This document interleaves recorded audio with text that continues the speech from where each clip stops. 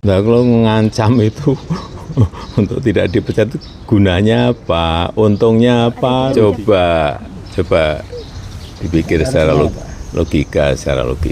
Sekjen PDIP Hasto Kristianto mengaku mendapat ancaman agar tak memecat Joko Widodo dari PDIP. Nama Jokowi pun disebut-sebut dalam sidang nota keberatan atau eksepsi di Pengadilan Negeri Jakarta Pusat pada Jumat 21 Maret lalu. Kini Jokowi menertawakan tuduhan Hasto. Dikutip dari Tribun Solo, respons itu disampaikan Jokowi saat ditemui di rumahnya Sumber Solo pada Kamis 27 Maret.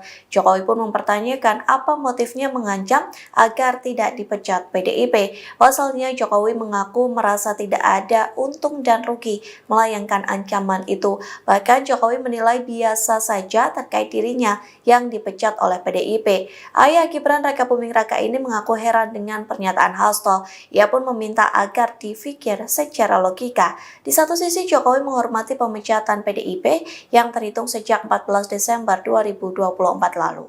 Kemarin nama Bapak disebut di sidang ekspresinya Pak Hasto. Itu gimana tanggapannya? Apa? Nama Pak Jokowi disebut di sidangnya Pak Hasto. Biasa. Kalau mengenai adanya ancaman untuk tidak memecat Pak Jokowi itu, Pak? Nah, kalau ngancam itu untuk tidak dipecat itu gunanya apa? Untungnya apa? Ruginya apa gitu loh.